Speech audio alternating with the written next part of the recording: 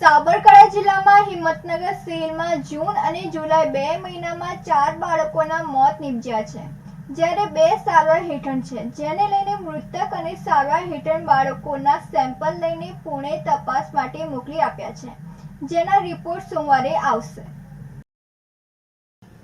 Himmatnagar civil હોસ્પિટલમાં જૂન મહિનામાં 1 બાળકનું મોત નીપજ્યા બાદ જુલાઈ મહિનામાં 3 બાળકોના મોત અલગ અલગ દિવસે થયા હતા. હિંમતનગર સિવિલ હોસ્પિટલમાં 17 દિવસમાં 4 બાળકોના મોત થયા છે, જ્યારે 2 સારવાર હેઠળ છે. ત્યારબાદ શંકાસ્પદ વાયરસને લઈને મૃતકોના અને સારવાર હેઠળ આવેલા 5 સેમ્પલ પુનઃ તપાસ માટે મોકલવામાં આવ્યા છે, જેમના રિપોર્ટ સોમવારે આવશે. હિંમતનગર સિવિલ હોસ્પિટલમાં પ્રથમ કેસ 27 જૂન 2024ના રોજ રાજસ્થાનના ઉદયપુર જિલ્લાના 4 વર્ષીય બાળકનું મોત થયું હતું. ત્યારબાદ 5 જુલાઈ 2024ના રોજ અરવલ્લી જિલ્લાના ભિલોડા તાલુકાના 6 વર્ષીય બાળકીનું મોત નીપજ્યું હતું. 9 જુલાઈ 2024ના રોજ સાબરકાંઠા જિલ્લાના 5 વર્ષીય બાળક અને અરવલ્લી જિલ્લાના 2 વર્ષીયનું મોત નીપજ્યું હતું. આમ 17 દિવસમાં 4ના મોત થયા છે. હિંમતનગર સિવિલ હોસ્પિટલમાં 9 જુલાઈ 2024ના રોજ રાજસ્થાનના ઉદયપુર જિલ્લાના 4 વર્ષીય બાળકનું 9 જુલાઈ 2024ના રોજ સાબરકાંઠા જિલ્લાના હિંમતનગર તાલુકાના 9 વર્ષીય બાળકીનું સારવાર હેઠળ છે. મૃતકના નામ આ પ્રમાણે છે. 1 કિંજલબેન નીનામા, ઉંમર વર્ષ 6, મોટા કંથારિયા, તાલુકો ભિલોડા, જિલ્લો અરવલ્લી, જેમનું મોત 5/7/2024ના રોજ નીપજ્યું હતું.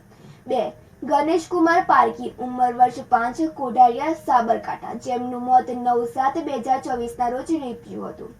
3 કૃણાલ શૈલેષ અસારી, ઉંમર વર્ષ 2, ખાનપુર, જિલ્લો અરવલ્લી, જેમનું મોત 9/7/2024ના રોજ નીપજ્યું હતું. 4 હિમાંશુ ખરાડી, ઉંમર વર્ષ 4, બલેચા, ખેરવાડા, ઉદયપુર, રાજસ્થાન, 27/6/2024ના રોજ તેમનું મોત નીપજ્યું હતું. અને સારવાર હેઠળ 2 બાળકોના નામ આ પ્રમાણે છે. 1 ગાયત્રી નાયકા, ઉંમર વર્ષ 9, પીપળિયા, તાલુકો હિંમતનગર, જિલ્લો સાબરકાંઠા. 2 ચંપક કુમારી ગેહલોત, ઉંમર વર્ષ 4, અકીવાડા, ઉદયપુર, રાજસ્થાન, જેઓ 8/7/2024ના રોજ દાખલ થયા હતા. સુરેશ થોરી સાથે તનિષા પરમાર, સિટી ન્યૂઝ, હિંમતનગર. 27 જૂનથી હિંમતનગર સિવિલ હોસ્પિટલમાં કુલ 6 બાળકોને સારવાર માટે લાવેલા હતા.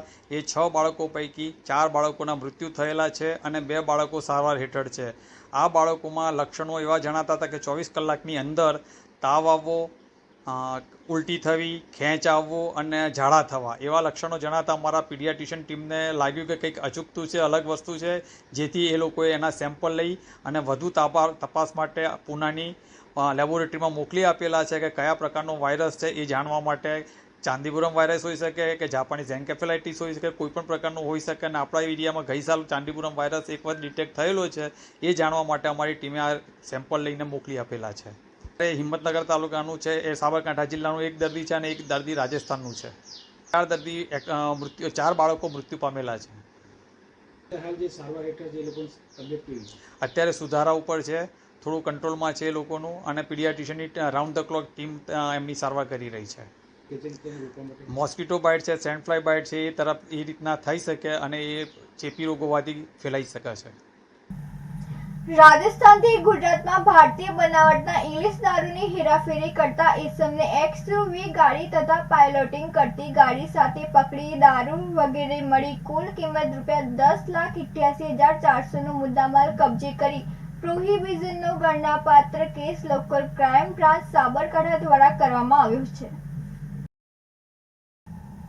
નાયબ પોલીસ મહાનિરીક્ષક વિરેન્દ્રસિંહ યાદવ, ગાંધીનગર વિભાગ, ગાંધીનગર તથા પોલીસ અધિક્ષક વિજય પટેલ સાબરકાંઠા નાઓને રાજસ્થાન બોર્ડરથી સાબરકાંઠા જિલ્લામાં થઈ દારૂની ગેરકાયદેસર હેરાફેરી કરતા ઇસમોની પ્રવૃત્તિ અટકાવી અસરકારક કામગીરી કરવા કરેલ સૂચના આધારે પોલીસ ઇન્સ્પેક્ટર S.N. કારંગિયા LCB નાઓના સતત માર્ગદર્શન તથા તેઓની રાહેબરી હેઠળ આવા ગુનાઓ શોધી કાઢવા LCB સ્ટાફના police sub inspector S.J. Chavda, LCB તથા assistant sub inspector Vikramsinh, Champabhai, Santbha, Kamleshsinh તથા assistant head constable Amrutbhai, Virbhadrasinh તથા આસિસ્ટન્ટ પોલીસ કોન્સ્ટેબલ ગોપાલભાઈ તથા આસિસ્ટન્ટ હેડ કોન્સ્ટેબલ ધવલકુમાર તથા assistant police constable Shukaljitsinh, Prakashkumar, Aniruddhsinh વગેરે સ્ટાફના માણસોની ટીમો બનાવી.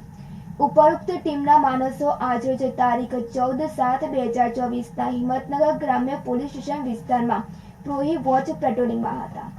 તે દરમિયાન આસિસ્ટન્ટ સબ ઇન્સ્પેક્ટર ચાંપાભાઈ અને આસિસ્ટન્ટ પોલીસ કોન્સ્ટેબલ અનિરુદ્ધસિંહ નાઓને બાતમી હકીકત મળેલ કે એક સિલ્વર કલરની નંબર વગરની મહિન્દ્રા કંપની TUV ગાડીમાં એક ઈસમ રાજસ્થાનથી ગેરકાયદેસર ભારતીય બનાવટનો વિદેશી દારૂ ભરી ઈડર થઈ વિજાપુર રોડ તરફ જનાર છે અને તેની આગળ એક કાળા કલરની મહિન્દ્રા કંપનીની XUV ગાડી નંબર JJ05JK 9636 થી TUV ગાડીનું પાયલોટિંગ કરે છે.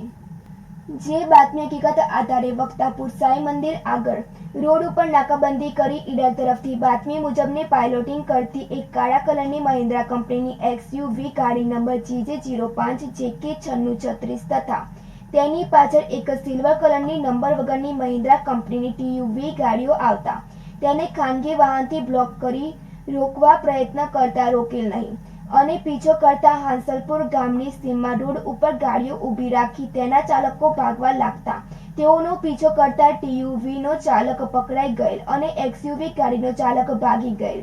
તે દરમિયાન પકડાયેલ ગાડીઓમાં ચેક કરતા નંબર વગરની TUV ગાડીમાં ભારતીય બનાવટનો વિદેશી દારૂની પેટીઓ ભરેલ હોય જે જુદી જુદી કંપનીની કુલ બોટલ નંગ 120 કિંમત ₹83,400 તથા મોબાઈલ નંગ 1 કિંમત ₹5,000 તથા બંને ગાડીઓની કિંમત ₹10 લાખ મળી કુલ કિંમત ₹10,88,400નો મુદ્દામાલ મળી આવતા તપાસ અર્થે કબજે કરી આરોપીઓ વિરુદ્ધ હિંમતનગર ગ્રામ્ય પોલીસ સ્ટેશન પાર્ટ C ગુના રજિસ્ટર નંબર 112090170403/2024 ધ ગુજરાત પ્રોહી કલમ 65 AE 8183 મુજબનો પ્રોહી ગણનાપાત્ર કેસ કરવામાં આવેલ છે.